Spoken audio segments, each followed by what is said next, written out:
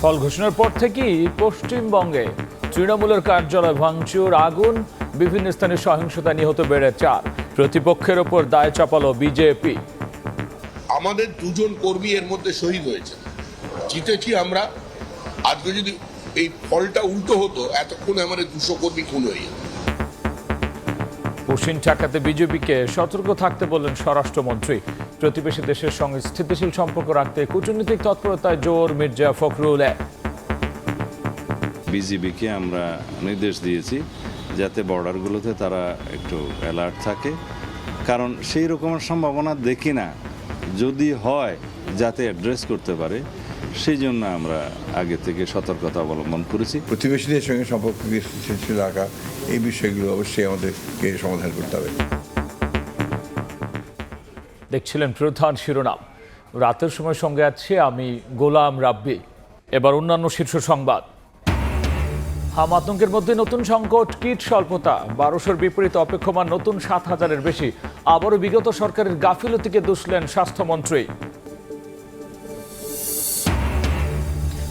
প্রায় 2 বছর পর ব্যারাকে ফিরছে সশস্ত্র বাহিনী। 6 জুন থেকে ধাপে ধাপে প্রত্যাহার। আইন শৃঙ্খলা সংক্রান্ত কোর কমিটির সভায় সিদ্ধান্ত। শাপলা চত্বর হত্যাযজ্ঞের মামলার রাজসাক্ষী হতে চান সাবেক ডিআইজি জলিল। জামিন নামঞ্জুর। জাহাজবাড়িতে 9 জনকে হত্যায় হাসিনা সহ 8 জনের বিরুদ্ধে চার্জ গঠনের শুনানি 7 জুন। মার্কিন বাণিজ্য চুক্তির প্রতি শ্রদ্ধাশীল সরকার। রক্ষা করা হবে দেশের স্বার্থ। প্রতিনিধি দলের সঙ্গে বৈঠকের পর অর্থ উপদেষ্টা। বাণিজ্য বাড়াতে সবার সঙ্গে আলোচনা। এবং কোরবানির হাট ও পশুবাহী ট্রাকে চাঁদাবাজি হলে কঠোর ব্যবস্থার হুঁশিয়ারি স্থানীয় সরকার প্রতিমন্ত্রীর। গোয়েন্দা নজরদারিতে জাল টাকার কারবারিরা।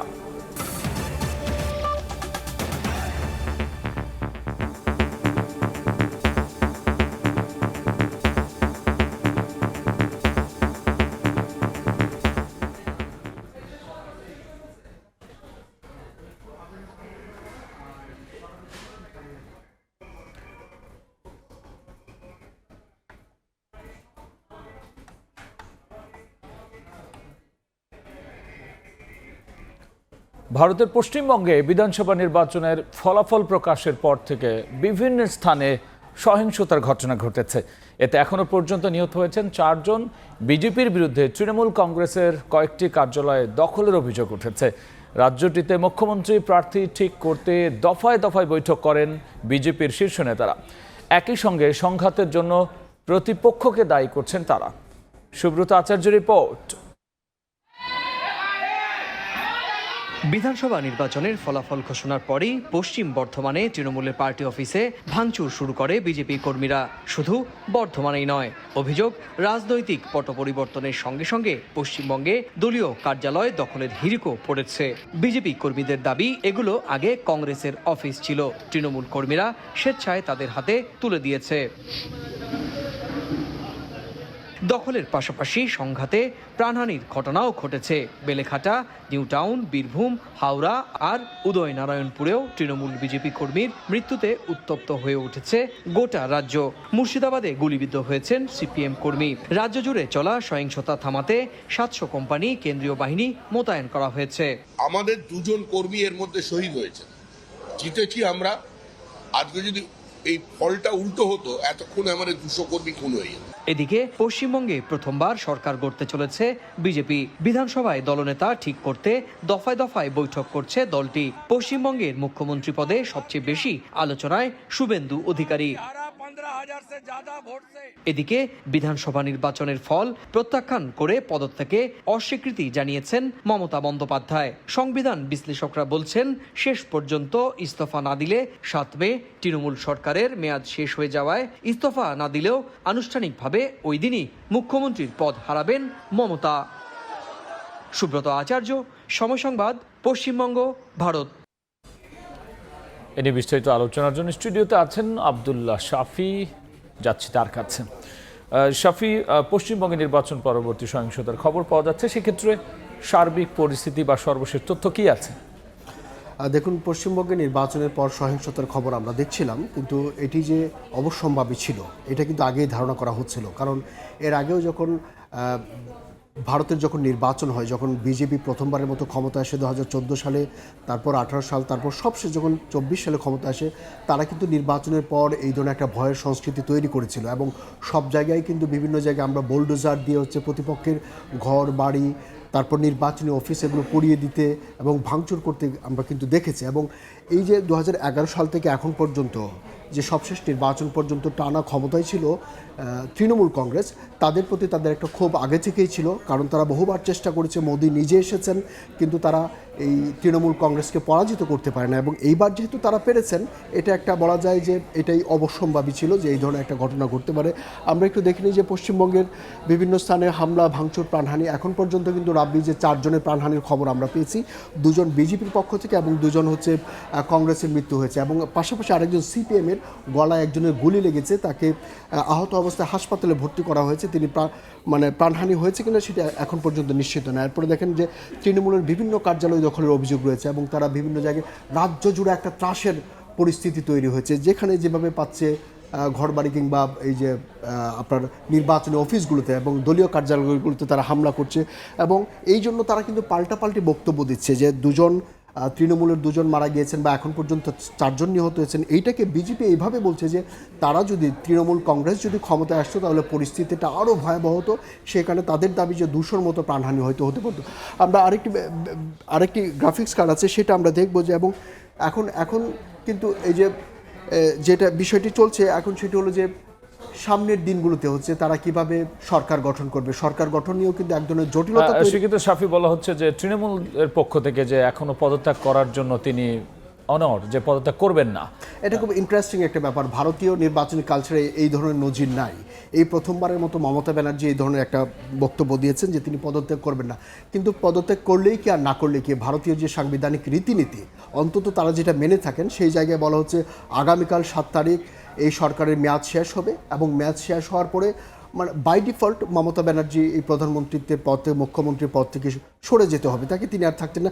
সেই ক্ষেত্রে পরবর্তী সরকার যিনি হবেন তার আর পদ দিতে আর বাধা দিতে। এই জায়গায় একটা বিষয় হচ্ছে যে সামনে যে মুখ্যমন্ত্রী কে হবেন, আসলে এইটা নিয়ে কিন্তু দফায় দফায় বৈঠক হচ্ছে, কারণ বিজেপির প্রচুর নেতৃত্ব কিন্তু এখানে আসেন এবং সবচেয়ে বেশি আলোচনা হচ্ছে কিন্তু শুভেন্দু অধিকারীকে নিয়ে, কারণ তিনি তৃণমূল কংগ্রেসের কিন্তু একজন বড় নেতা ছিলেন এবং মমতা ব্যানার্জিকে ফাইট করে ভবানীপুরে মমতার নিজ আসন থেকে তিনি কিন্তু জয়লাভ করেছেন। এই বিষয়গুলো আলোচনা, সেই ক্ষেত্রে তাকেই এইখানে এবং তিনি পশ্চিমবঙ্গে খুব বেশি ভোকাল, তিনি বাংলাদেশ প্রসঙ্গেও কথা বলেন এবং তার যে অন্যান্য বাংলাদেশ সহ অন্যান্য বিষয়েও তিনি খুব সরব ভূমিকা রাখেন। এবং শনিবার কিন্তু আপনি জানেন যে হচ্ছে শপথ অনুষ্ঠিত হতে যাচ্ছে এবং শনিবার প্রধানমন্ত্রী নরেন্দ্র মোদী তিনি স্বয়ং উপস্থিত থাকবেন এবং শুধু তিনিই নয়, পুরো ভারতবর্ষ জুড়ে শুভেন্দু কথা বলছেন, অন্যান্য কথা বলছেন। সেক্ষেত্রে যদি একটু আলোচনায় নিয়ে আসেন যে এই যে সীমান্তে কিন্তু কড়াকড়ি আরোপ করা হয়েছে, যদিও স্বরাষ্ট্রমন্ত্রী বলেছেন যে সেরকম কোনো ঘটনা নেই। পুশিন নিয়ে কি তথ্য আছে? দেখুন, পুশিন নিয়ে আমাদের আজকে একটি অনুষ্ঠানে সেখানে ভারত থেকে পুশিন ঠেকাতে সীমান্তে নজরদারি বাড়াতে বিজেপিকে নির্দেশনা দিয়েছেন স্বরাষ্ট্রমন্ত্রী। জানান, রাজনৈতিক ও অভ্যুত্থান সংশ্লিষ্ট মামলা যাচাই বাছাই করে তালিকা করতেও ডিসিদের নির্দেশ দেওয়া হয়েছে। জেলা প্রশাসক সম্মেলনের শেষ দিনে একথা জানান তিনি। ভারতের পশ্চিমবঙ্গে বিধানসভা নির্বাচনের প্রচারণায় অবৈধ অনুপ্রবেশকারী ইস্যুতে সরব ছিল বিজেপি। ভোটে ভূমিধস জয়ের পর এখন সেই প্রতিশ্রুতি বাস্তবায়নের ঘোষণা দিয়েছে গেরুয়া শিবির। এতে সীমান্ত দিয়ে পুশিন নিয়ে বাড়ছে শঙ্কা। বুধবার ডিসি সম্মেলনের শেষ দিন স্বরাষ্ট্রমন্ত্রী জানান, সীমান্তে বিজেপিকে সতর্ক নজরদারি নির্দেশ দেওয়া হয়েছে। বিজেপিকে আমরা নির্দেশ দিয়েছি যাতে বর্ডারগুলোতে তারা একটু অ্যালার্ট থাকে, কারণ সেই রকমের সম্ভাবনা দেখি না, যদি হয় যাতে অ্যাড্রেস করতে পারে, সেই জন্য আমরা আগে থেকে সতর্কতা অবলম্বন করেছি।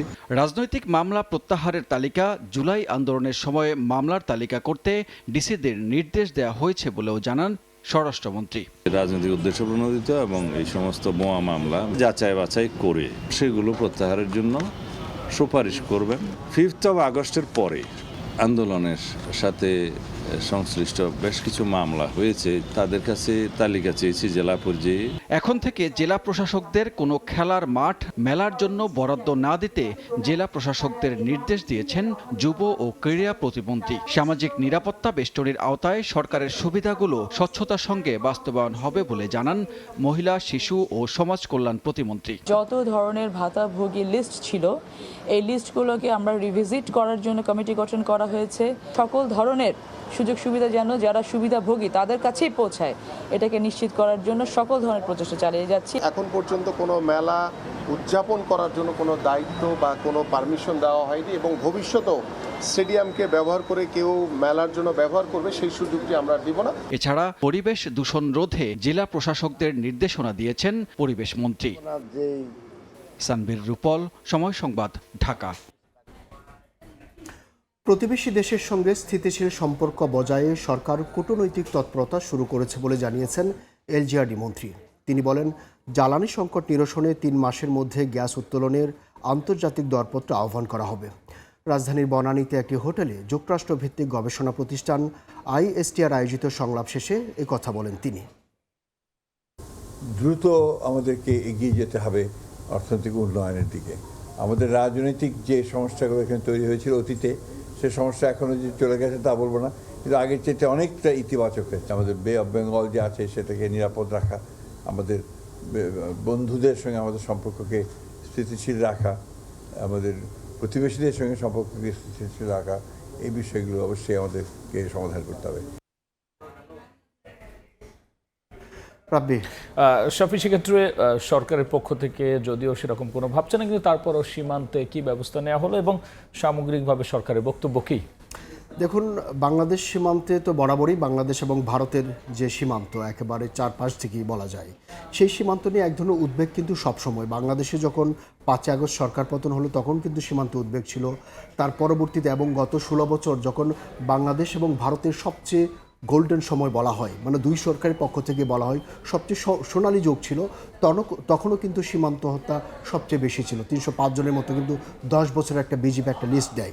এই সীমান্তে পুশিং কিংবা সীমান্ত হত্যা এগুলো কিন্তু খুব একবার চলমান প্রক্রিয়া চলতেই থাকে। কোনো সরকারই কিন্তু একেবারে খুব বেশি নিয়ন্ত্রণ করতে পেরেছে ব্যাপারটা। পাশাপাশি কোরবানি আসলেও তো এই সীমান্তে কড়াকড়ি হয়। এক্স্যাক্টলি, কোরবানি চাষ ধরেন যে হচ্ছে এখন যেহেতু একবারে বাংলাদেশের সঙ্গে যে সম্পর্কটা, যেহেতু পাশের প্রতিবেশী একেবারে যে রাজ্যটি আছে ভারতের পশ্চিমবঙ্গ, সেখানে যেহেতু হিন্দুত্ববাদী সরকার এখন আছে, সেই কারণে একটা ভয়ের জায়গাটা আর একটু বেশি তৈরি হয়েছে। এবং বাংলাদেশের আমরা সোশ্যাল মিডিয়াতে কিন্তু দেখছিলাম যে বাংলাদেশের সীমান্ত লাগোয়া যতগুলো আসন রয়েছে সব কয়টি আসনে বিজেপি পাশ করেছে, সেই কারণে সীমান্তে পুশিনের ব্যাপার প্রসঙ্গটি আসছে। তবে বাংলাদেশ সরকারের তরফ থেকে যেটি বলা হচ্ছে, আপনি শুনছিলেন স্বরাষ্ট্রমন্ত্রী, যে বিজেপিকে কড়া নির্দেশনা দেওয়া হয়েছে এবং যাতে নজরদারিটা ঠিক থাকে, এবং পাশাপাশি অন্যান্য বিষয় যেগুলো আছে বাংলাদেশের তো আরও অমীমাংসিত প্রচুর বিষয় আছে।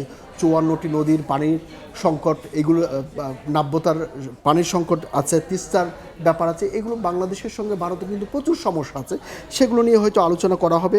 এবং পাশাপাশি কিন্তু মির্জা ফখরুল ইসলাম আলমগীর আজকে যে বিষয়টি বলেছেন যে প্রতিবেশী দেশের সঙ্গে সুসম্পর্ক চায় সরকার, এই বক্তব্যগুলো কিন্তু পলিটিক্যাল রেটরিকের মতোই বলা যায়, তবে ডিপ্লোম্যাটিক্যালি এগুলোই বলতে হয় আসলে।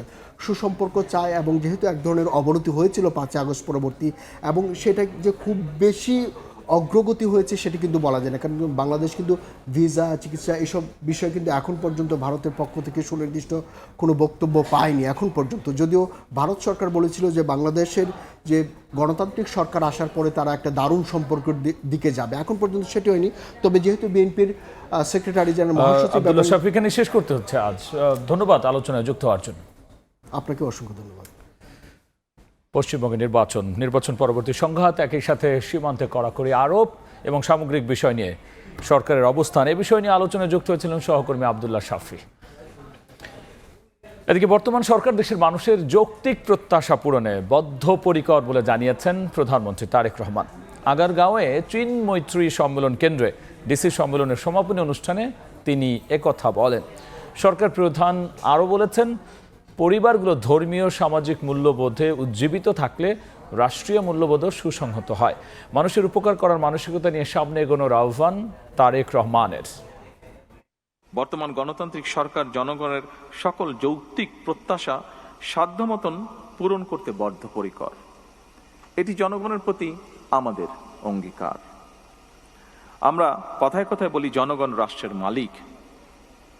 জনগণ যদি সত্যিই রাষ্ট্রের মালিক হয়, তাহলে এই মালিক অর্থাৎ সেবা গ্রহীতা যারা, তারা যখন অফিস আদালতে তাদের সমস্যা নিয়ে যান, তারা যেন আপনাদের সেবায় কিছুটা হলেও রাষ্ট্রের মালিকানা অনুভব করতে পারেন, সেটি নিশ্চিত করা কিন্তু আপনাদের দায়িত্বের একটি অংশ বলে আমি মনে করি।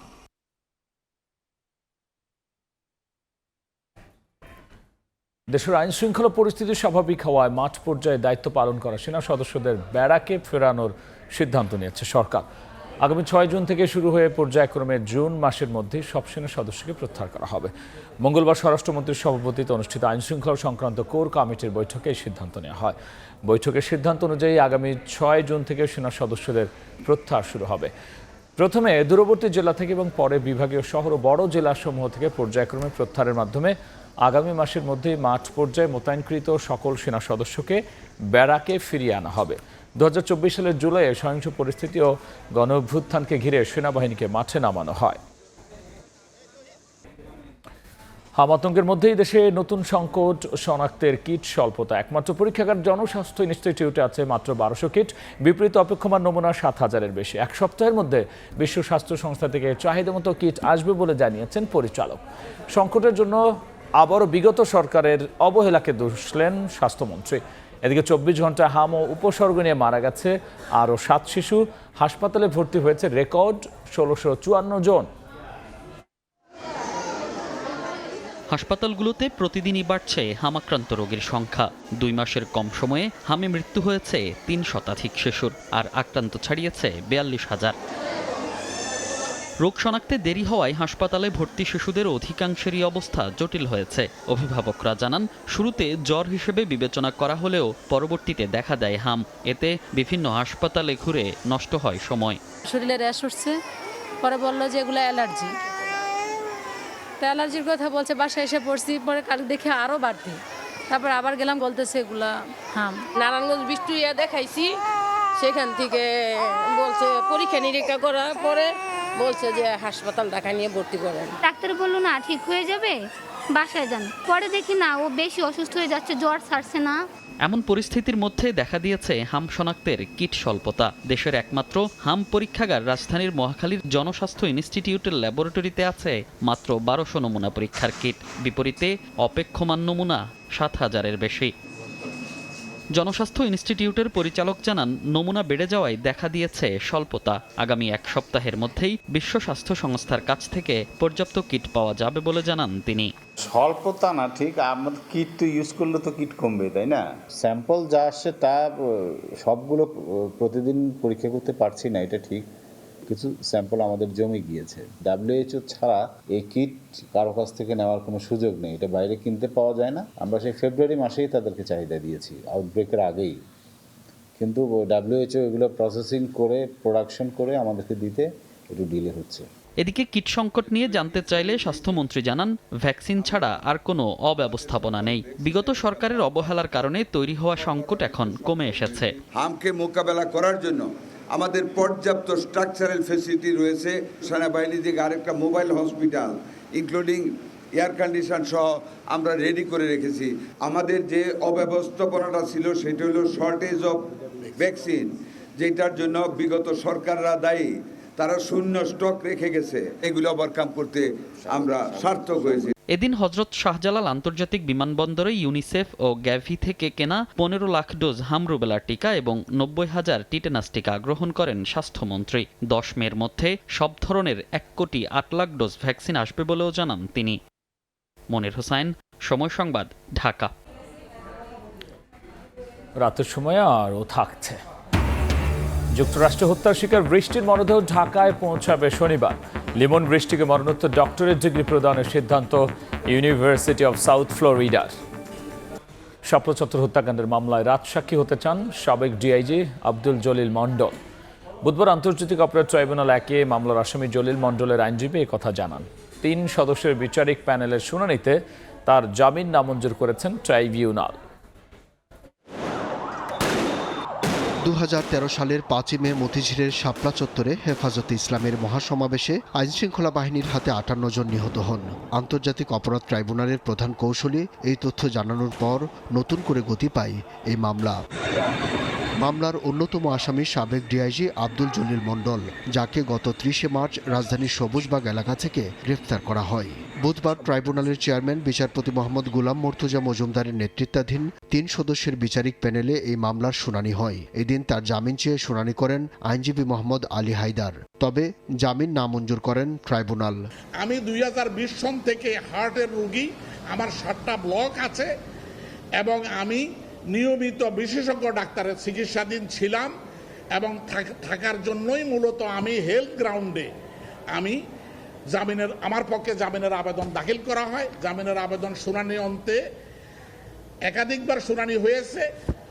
গত তারিখে মেডিকেল রিপোর্ট চাওয়া হয়েছে জেল কর্তৃপক্ষের কাছ থেকে।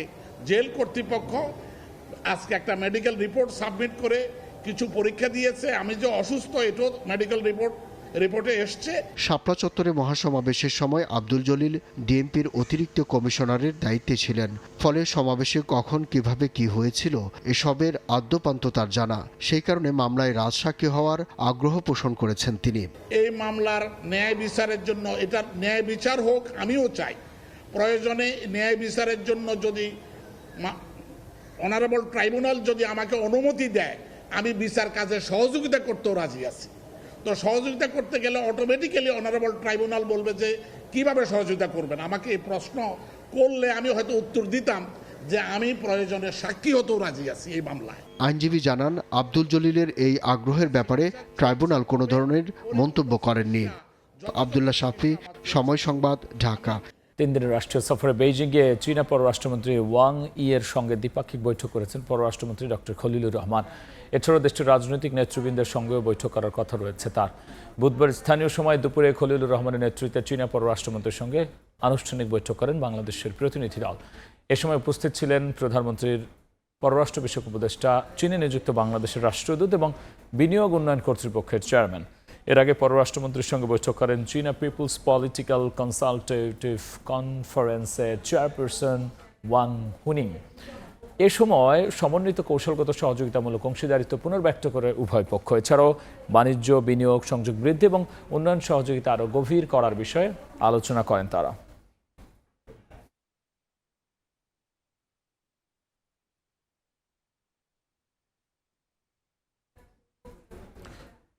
মার্কিন বাণিজ্য চুক্তির প্রতি সরকার শ্রদ্ধাশীল। সচিবালয়ে মার্কিন প্রতিনিধির সঙ্গে বৈঠক শেষে প্রধানমন্ত্রীর অর্থ উপদেষ্টা জানান, চুক্তির অধীনেই বাণিজ্য বাড়াতে চায় দুদেশ।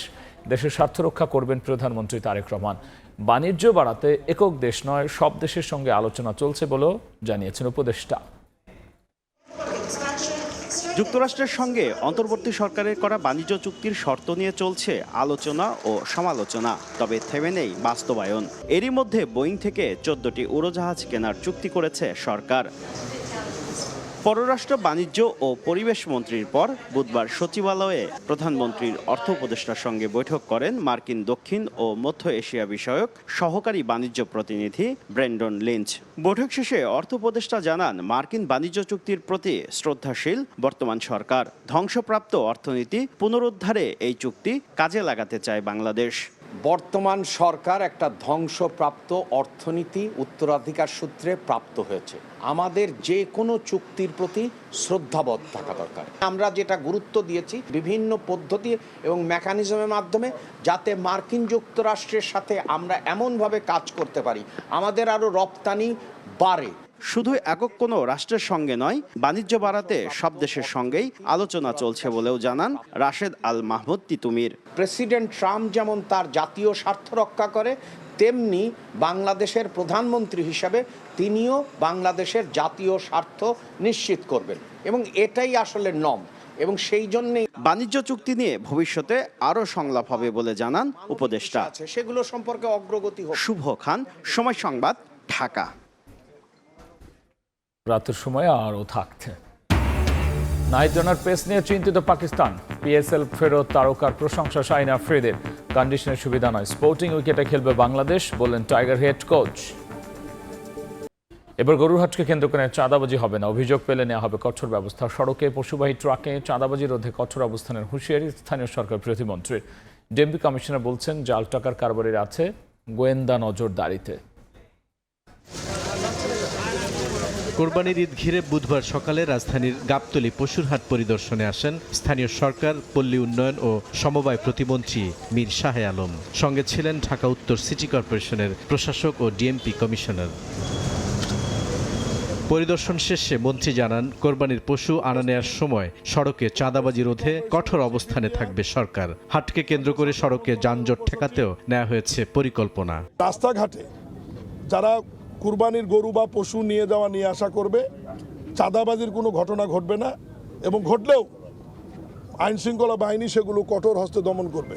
আমাদের সম্মানিত পুলিশ বাহিনীর পাশাপাশি সেনাবাহিনী, র্যাব এবং প্রয়োজনে অন্যান্য আইন শৃঙ্খলা বাহিনীর প্রয়োজন হলে সেটি আমরা মোতায়েন করব। পুরো গাবতলী হাট আশপাশের সড়ক পরিদর্শন করেন ডিএমপি কমিশনার। হাট কেন্দ্রিক বিশৃঙ্খলা ঠেকাতে পুলিশের নেয়া পদক্ষেপের কথা জানান। বলেন, জাল টাকার কারবারিরা আছে গোয়েন্দা নজরদারিতে। ঈদকে কেন্দ্র করে যে চাঁদাবাজরা আছে তাদেরকেও আমরা যে কোনোভাবে হোক আইনের আওতায়, অ্যারেস্টের আওতায় আইনা আমরা ব্যবস্থা নিব। জাল নোটের কারবারি কিছু না করতে পারে সেজন্য আমাদের স্পেসিফিক গোয়েন্দা তথ্য দিয়ে কারা কারা এটা করে তাদেরকে ধরার জন্য অভিযান চলবে। ঢাকা উত্তর সিটি কর্পোরেশনের প্রশাসক জানান, সম্পূর্ণ স্বচ্ছ প্রক্রিয়ায় এবার পশুর হাটের ইজারা দেয়া হয়েছে। আমরা গরু হাটগুলো সম্পূর্ণ স্বচ্ছভাবে ইজারা দিয়ে থাকি। ইজারা দেওয়ার আগে কিন্তু পত্র পত্রিকার মাধ্যমে বিজ্ঞপ্তি দিয়ে সকলের অংশগ্রহণের মাধ্যমে যিনি সর্বোচ্চ করদাতা হয়, দরদাতা হয় এবং তাদের কাগজপত্র যদি সব সঠিক প্রমাণিত হয়, সেই ক্ষেত্রে তাদেরকে আমরা কিছু শর্ত থাকে, সেই শর্ত আরোপ করে আমরা তাদেরকে ইজারা দিয়ে থাকি। ইজারাদারদের নিজস্ব স্বেচ্ছাসেবক বাহিনীও মোতায়েন থাকবে পশুর হাটে। বুলবুল রেজা, সময় সংবাদ, ঢাকা। এবার বাণিজ্যের সংবাদ।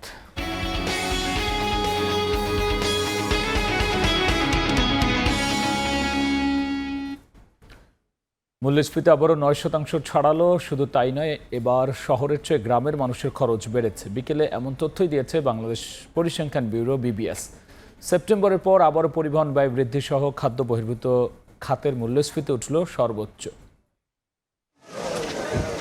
9.13 থেকে কমে মার্চে সার্বিক মূল্যস্ফীতি 8.71% নামায় জনজীবনে যে স্বস্তির বার্তা দিয়েছিল বাংলাদেশ পরিসংখ্যান ব্যুরো বিবিএস, পরের মাস এপ্রিলেই উড়ে গিয়ে মূল্যস্ফীতি 9.04% ঠেকিয়ে জানান দিল, দৈনন্দিন ব্যয় বৃদ্ধির চাপ পড়েছে মধ্যবিত্ত সহ সাধারণ মানুষের কাঁধে।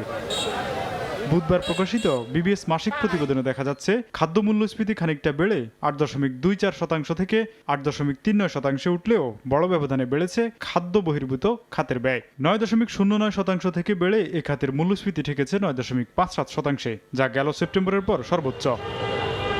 শিল্পমুখী অর্থনীতিতে সাধারণত নগর জীবনে আয়ের সুযোগ বেশি থাকলেও বিবিএস এর পরিসংখ্যান বলছে, গেল মাস এপ্রিলে শহরের মানুষের তুলনায় দৈনন্দিন জীবনে ব্যয় বেশি বেড়েছে গ্রামীণ জনগোষ্ঠীর। জ্বালানির খাতের যে একটা চাপ, এখানকার যে শক, তো সেটি কিন্তু কিছু ট্রান্সমিশন হয়েছে।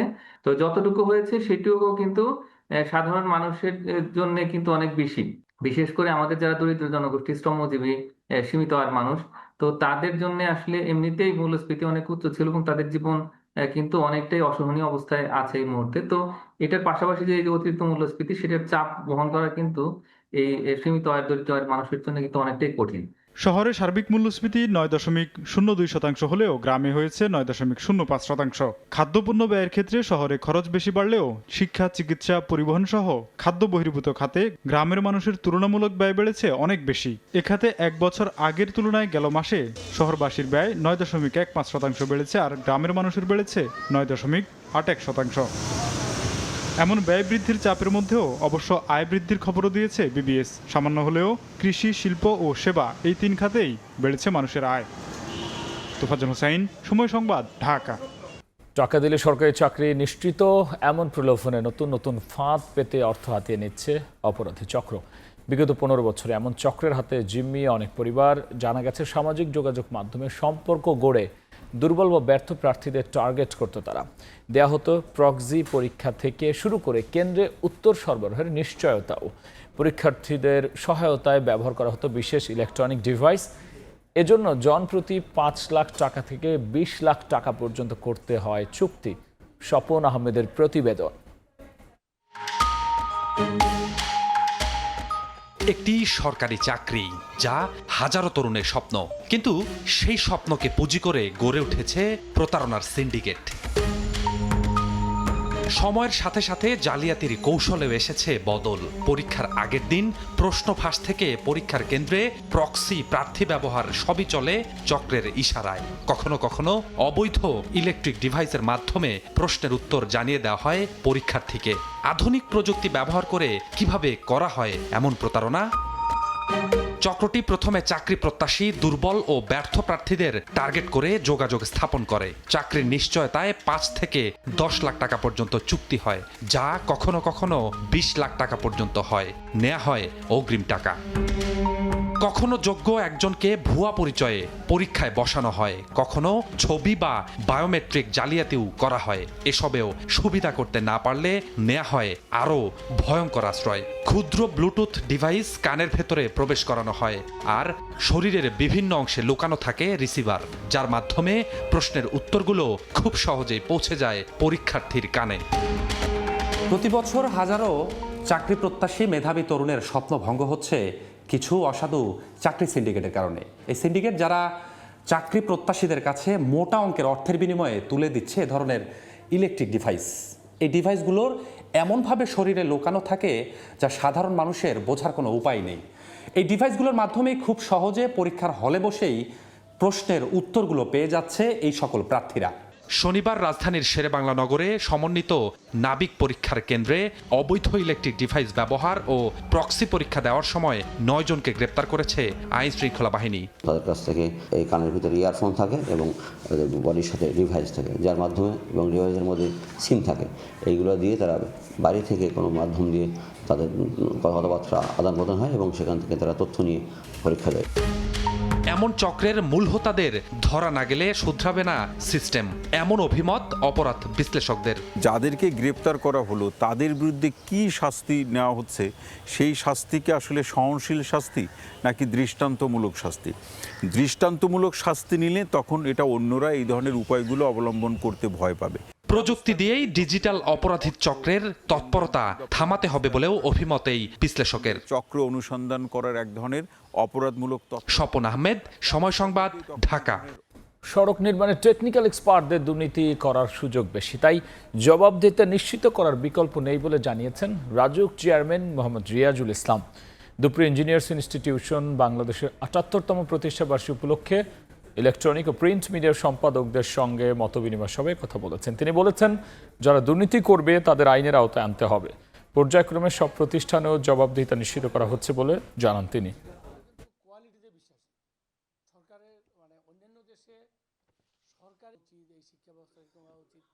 কিন্তু আমাদের দেশে যেহেতু অনেক ধরনের জটিলতা আছে, অ্যাকচুয়ালি আমাদেরকে জবাবদিহিতা, ন্যায় বিচার এটা নিশ্চিত করতে হবে। এখন পর্যন্ত কিন্তু আমরা ফেয়ার অর্ডারের মধ্যে আছি, স্টেট অর্ডার। যেই যাক, দলের লোক যাক, কোনো অন্যায় আবদার শোনার কোনো দরকার নেই। দেখছেন রাতের সময়। কয়েক দফা বন্ধ থাকার পর ফের শুরু হয়েছে ঢাকা এলিভেটেড এক্সপ্রেসওয়ের কাজ। চলতি বছরের শেষ নাগাদ পুরো কাজ শেষ করার কথা জানায় প্রকল্প সংশ্লিষ্টরা। এদিকে টোল প্লাজায় যানজটের ভোগান্তি এড়াতে সম্প্রতি স্থাপন করা হয়েছে ইলেকট্রিক টোল কালেকশন সিস্টেম, যা এক্সপ্রেসওয়ের গতি আরও বাড়িয়েছে। খলিলুর রহমানের ছবিতে শাহিন আলমের রিপোর্ট।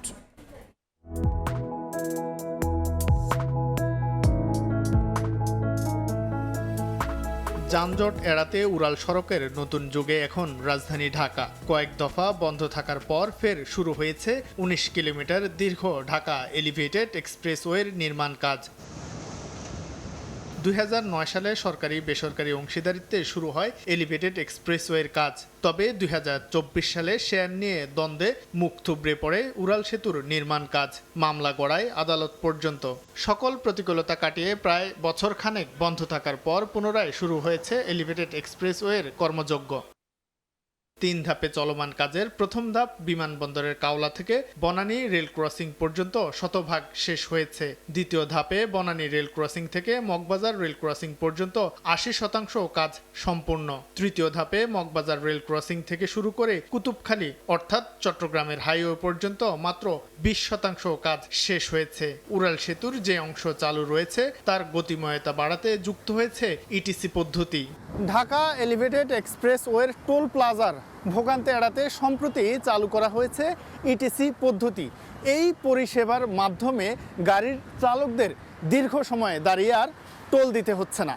সেতু কর্তৃপক্ষের ভাষ্য, প্রকল্পের মেয়াদ শেষ হবে 2026 সালে। এর মধ্যে পুরো কাজ শেষ করার ব্যাপারে আশাবাদী তারা। আর সেতু নিরাপত্তা বিভাগ জানায়, দুর্ঘটনা এড়াতে জোরদার করা হয়েছে নিরাপত্তা ব্যবস্থা। 1 বছর আমরা মামলার কারণে কাজ করতে পারিনি, হাতের এরিয়ায় বিশেষ করে। আমাদের প্রজেক্টের মেয়াদ ধরা আছে ডিসেম্বর 2026, অর্থাৎ এই বছরের শেষ পর্যন্ত আছে। আমরা আশা করছি যে এর মধ্যে আমরা এটাকে এগিয়ে নিতে পারবো। ভিডিও মামলা শুরু হওয়ার পরে যখন এটা মানুষ জানাজানি হয়েছে যে ভিডিও মামলা হচ্ছে, তো ল এনফোর্সমেন্ট যখন শুরু হয়েছে তখন এটা কমে এসেছে। ঢাকা এলিভেটেড এক্সপ্রেসওয়ের কাজ পুরোপুরি সম্পূর্ণ হলে কমবে যানজট, বাঁচবে সময়, সচল হবে অর্থনীতির চাকা। শাহিন আলম, সময় সংবাদ, ঢাকা। দেখছেন রাতের সময়। নাইট্রোনার পেস নিয়ে চিন্তিত পাকিস্তান শিবির। PLL ফেরত তারকার প্রতিভা নিয়ে প্রশংসা করলেন পাকিস্তানি পেসার শাহিন শাহ আফ্রিদি। রানার জন্য পাকিস্তান বিপক্ষে ভয়ঙ্কর না হন সেই প্রত্যাশা। আফ্রিদির কন্ডিশনের সঙ্গে মানিয়ে নিয়ে ইতিবাচক প্রত্যাশা পাকিস্তানের। কন্ডিশনের বাড়তি সুবিধা নয়, বরং স্পোর্টিং উইকেটে খেলবে বাংলাদেশ, জানিয়েছেন tiger head coach Phil Simmons. নাইট্রোনাকে বিশ্রাম নিয়ে খেলানোর পক্ষে কোচ। PSL-এ দাপুটে পারফরমেন্সে আলোচনায় নাহিদ রানা। পাকিস্তানের বিপক্ষে সিরিজ বলেই একটু বাড়তি আগ্রহ পেস স্টারকে নিয়ে। বাবর আজম ছিলেন একই দলের সদস্য, বন্ধু থেকে এখন প্রতিপক্ষ। বাংলাদেশের চিরাচরিত স্পিন ট্র্যাক এবার দেখা যাচ্ছে না। পাকিস্তান প্রস্তুতি নিয়ে এসেছে টাইগারদের স্পিন সামলানোর, তবে এবার উইকেট একেবারেই ভিন্ন। গ্রিন টপ উইকেটে গতির ঝড় তুলতে পারেন পেসাররা, যেখানে টাইগারদের বড় অস্ত্র নাহিদ রানা, যাকে নিয়ে চিন্তায় আছে পাকিস্তানও। শাহিন শাহ আফ্রিদি রানার বিষয়ে কথা বলেছেন পেস বোলিং কোচ শন টেটের সঙ্গেও। নাহিদ রানাকে লম্বা সময় ধরে দেখছি। আমি শন টেটের সঙ্গে রানার বিষয়ে কথা বলেছি। ও বাংলাদেশের অনেক বড় সম্পদ। PSL-এ তার পারফরমেন্স সবাই দেখেছে। পাকিস্তানের বিপক্ষে সেভাবে না জ্বলে উঠুক, এটাই প্রত্যাশা করি। ঘরের মাঠে স্পিন ফাঁদ বানিয়ে জেতার অভ্যাস বাদ দিয়েছে বাংলাদেশ। অতীত পরিসংখ্যান আত্মবিশ্বাস দিলেও এবার ভালো করতে হলে পারফর্ম করতে হবে। সেই কাজটা করতে প্রস্তুত দল বলে জানান বাংলাদেশ কোচ। আপনি যদি অতীতে ফিরে যান, বাংলাদেশ তখন নিজেদের মাটিতে সব সময় স্পিন ট্র্যাক বানাতো। এখন এখানে সবুজ পিচ, আমরা একটি ভালো উইকেটে খেলবো। আমাদের বোলাররা এই চ্যালেঞ্জের জন্য প্রস্তুত। এটা ভালো, নাহিদ রানার মতো গতিময় পেসার আছে। তাকে বিশ্রাম দিয়ে খেলানো হবে কিনা সেটা আমরা প্রথম ম্যাচের পর দেখব। গত টেস্ট চ্যাম্পিয়নশিপে পাকিস্তানকে তাদের মাটিতে হোয়াইট ওয়াশ করেছিল বাংলাদেশ। তারেক হাসান শিমুল, সময় সংবাদ, ঢাকা। এ পর্যায়ে শীর্ষ সংবাদ জানিয়ে দিচ্ছি আরও একবার। সরকারি দপ্তরে হয়রানিমুক্ত সেবা নিশ্চিতে ডিসিদের প্রতি প্রধানমন্ত্রীর নির্দেশনা। প্রশাসনকে জনমুখী করার আহ্বান, মানুষের যৌক্তিক প্রত্যাশা পূরণের প্রতিশ্রুতি। পুশিন ঠেকাতে বিজেপিকে সতর্ক থাকতে বললেন স্বরাষ্ট্রমন্ত্রী। প্রতিবেশী দেশের সঙ্গে স্থিতিশীল সম্পর্ক রাখতে কূটনৈতিক তৎপরতায় জোর মির্জা ফখরুলের। এবং প্রায় 2 বছর পর ব্যারাকে ফিরছে সশস্ত্র বাহিনী। 6 জুন থেকে ধাপে ধাপে প্রত্যাহার। আইন শৃঙ্খলা সংক্রান্ত কোর কমিটির সভায় সিদ্ধান্ত।